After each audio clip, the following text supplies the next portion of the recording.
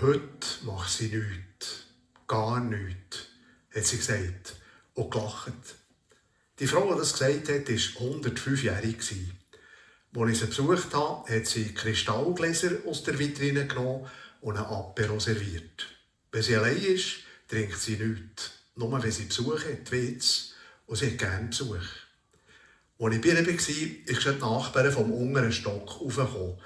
Die ist auch schon 83, bringt ihr aber jeden Tag Zeitung und Post rauf.